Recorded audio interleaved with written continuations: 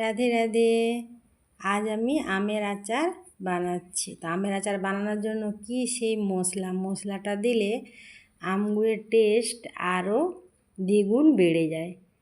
চলো আজ তোমাদের দেখাবো কি সেই মশলা। দেখো আমার আমগুড়ের কালারটা কত সুন্দর এসেছে, দেখো দারুণ কালার। আর আমের পেছনে যে শক্ত শক্ত ভাব থাকলে খেতে ভালো লাগে, আজ আমার আমের সেই শক্ত শক্ত ভাব আছে প্রতিটা আমেরই। খুব কিন্তু নরম না, কিন্তু প্রতিটা আমের পেছনে দেখো সেই শক্ত শক্ত ভাবটা আছে, যার জন্যে আমের আচারটা আরও টেস্টি আর খেতে সুন্দর হয়েছে। আহা, দেখলেই দেখো জিভে জল গড়িয়ে আসবে, এত সুন্দর হয়েছে আমের আচারটা। কালার আর খেতেও তেমন সুন্দর হয়েছে, সুস্বাদু হয়েছে। তো আমের আচারটি কেমন হয়েছে তোমরা সবাই বলো কমেন্ট করে। আর যদি ভিডিওটি ভালো থাকে একটা লাইক, কমেন্ট আর শেয়ার করে দিও, আর পাশে থাকা বেল আইকনটি অন করে দিও। রাধে রাধে, শ্যামলী মণ্ডল ইউটিউব চ্যানেল থেকে ভিডিও দেখছেন আপনারা।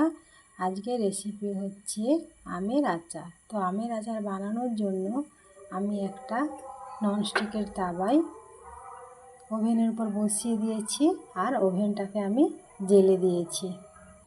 তো চলো আমের আচার বানানোর জন্য কি কি মশলা দরকার সেগুলো আমি একে একে এই তাওয়ার মধ্যে দিয়ে দিই। প্রথমে দিয়ে দিচ্ছি 1.5 চা চামচ গোটা ধনে। গোটা ধনেটাকে আমি এইভাবে ভেজে নেব। তো ধনেগুলো আমার ভাজা হয়ে গেছে, এখানে সব মশলাগুলো আমি আলাদা আলাদা করে ভাজবো, তাহলে ভালোভাবে ভাজা হবে। এরপর আমি দিয়ে দিচ্ছি মৌরি 2 চা চামচ। এবার মৌরিটাকে আমি ভেজে নেব আস্তে আস্তে। মৌরিটা আমার ভাজা হয়ে গেছে, এবার আমি এটাকে নামিয়ে নেব। এবার আমি দিয়ে দেব গোটা জিরে 1 চা চামচ। এবার জিরাটাকে আমি আস্তে আস্তে ভেজে নেব। এর সাথে আমি দিয়ে দেব 1/2 চা চামচ কালো জিরে। এর সাথে আমি দিয়ে দেব 1/2 চা চামচ মেথি। এর সাথে দিয়ে দেব আমি 1/2 চা চামচ কালো সরষে। এবার সব উপকরণগুলোকে আমি একসাথে মিশিয়ে দেব। এর সাথে আমি দিয়ে দেব রাঁধুনি 1/2 চা চামচ। সব মশলাগুলো আমার ভাজা হয়ে গেছে, এবার আমি এগুলোকে ঢেলে নেব। এবার আমি দিয়ে দেব শুকনো লঙ্কা। যে যেমন ঝাল খাবে সেরকম পরিমাণ মতো আপনারা ঝাল দেবেন। আমি আমার মতো পরিমাণ মতো ঝাল দিচ্ছি, আপনারা চাইলে লঙ্কাটা কম করেও দিতে পারেন। তো আমার লঙ্কাগুলো ভাজা হয়ে গেছে, তাহলে হালকা লো মিডিয়াম আছে আমার সব মশলাগুলো ভেজে রেডি করা হয়ে গেছে। তো দেখো লঙ্কাগুলো একটু দিয়ে দিলাম। এগুলো গরম গরম বাটা যাবে না, যতক্ষণ না ঠান্ডা হচ্ছে ততক্ষণ বাটা যাবে না। তাহলে এগুলো একটু ঠান্ডা হোক, ততক্ষণ মিষ্টি আমের আচার বানাতে, টক ঝাল মিষ্টি আমের আচার বানাতে আমি ওভেনে কড়াইটা বসিয়ে দিচ্ছি। এই যে কড়াইটা বসিয়ে দিলাম ওভেনে। তো দেখো কড়াইটা আমার গরম হয়ে গেছে। এই দেখো আমি কড়াইতে এবার 100 গ্রাম সরষের তেল দিয়ে দেব। তো টক ঝাল মিষ্টি আমের আচার বানানোর জন্য আমি নিয়ে নিয়েছি এখানে 4 কেজি আম। আর আমগুলোকে আমি নুন হলুদ মাখিয়ে রোদে প্রায় 3 ঘন্টা থেকে 4 ঘন্টা রেখেছিলাম। এটা রোদে শুকালাম এই কারণে যে আমের ভিতর যে ময়েশ্চারাইজারটা আছে সেটা বেরিয়ে যাবে, আর অনেক দিন পর্যন্ত স্টোর করে রাখা যাবে। এইবার এই তেলটাকে আমি হাই ফ্লেমে একটু গরম করে নেব। এখন দেখো তেলের কালারটা ডিপ কালার আছে। এইভাবে যখন ধোঁয়া উঠে যাবে তখন তেলের কালারটা একটু লাইট হয়ে যাবে। এই সময় আপনারা গ্যাসটাকে বন্ধ করে দিন। তেলটা একটু ঠান্ডা করে নিলে এটা বুঝবেন যে তেলের যে ঝাঁঝটা আছে সেটা চলে যাবে, আর আচারের মধ্যে যে তেলের শ্রম গন্ধটা হয় সেটা একদম থাকবে না। তাই 30 থেকে 40 মিনিট আমি অপেক্ষা করলাম তেলটা ঠান্ডা হয়ে যাওয়ার জন্য। তো তেলটা আমার গরম হয়ে গেছে, আর আমি ওভেনটা জ্বালিয়ে দিয়েছি।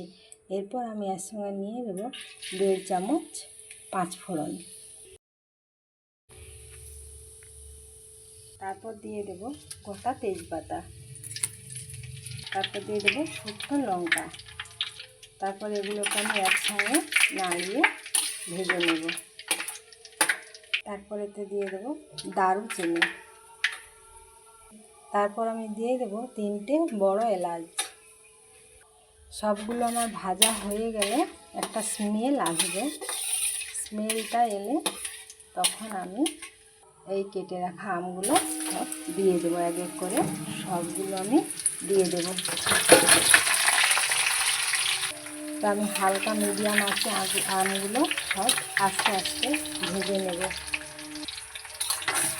4 থেকে 5 মিনিট। এবার আমগুলোকে আমি এইভাবে নেড়ে ভেজে নেব, তাহলে দেখবেন আমগুলোর মশলাজারটা বেরিয়ে আসবে।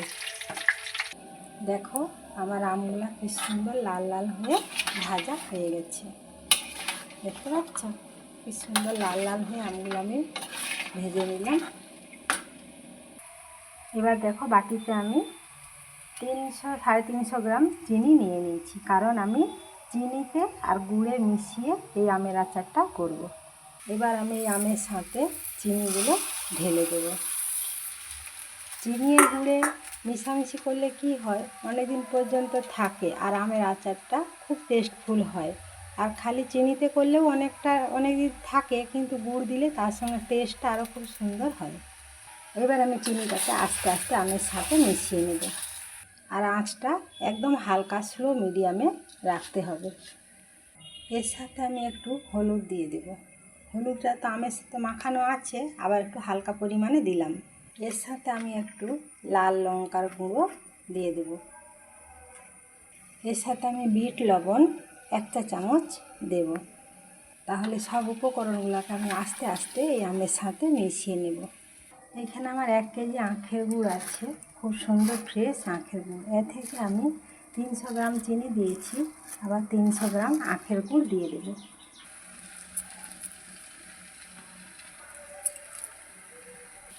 এবারে আখের গুড় চিনি সব একসাথে ভালো করে আমি মিশিয়ে নেব। দেখো আমার চিনি আর গুড় আস্তে আস্তে গলতে শুরু হয়ে গেছে, আর হালকা মিডিয়াম আছে এটা হবে। দেখো আমার কতখানি জল বেরিয়ে গেছে চিনি আর গুড়ের থেকে, তাহলে এই আমটা এবারে আস্তে আস্তে সিদ্ধ হবে এই জলটাতে। দেখুন বন্ধুরা, আমার এইটা ঝোলটা অনেকটা টেনে গেছে। দেখো ঝোলটা একটু মোটা মোটাও হয়ে গেছে রসটা, আর আমগুলো সব সিদ্ধ হয়ে গেছে। দেখুন বন্ধুরা, আমগুলো কি সুন্দর সিদ্ধ হয়ে গেছে। এবারে আমি এর মধ্যে ভেজে রাখা মশলাগুলো দিয়ে দেবো। ভেজে রাখা মশলা এগুলো আমি এর সঙ্গে এখন দিয়ে দেবো। এবার আমি এটাকে নাড়াচাড়া করে এর সাথে মশলাগুলোকে মিশিয়ে নেব। অনেক দিন স্টোর করে রাখার জন্য এর সঙ্গে আমি 1 সিপি ভিনিগার দিয়ে দেব, তাহলে আচারটা অনেক দিন স্টোর করে রাখা যাবে। ভিনিগার দিয়ে এটাকে আমি এর সাথে মিশিয়ে নেব। তো আমার টক ঝাল মিষ্টি আমের আচার রেডি।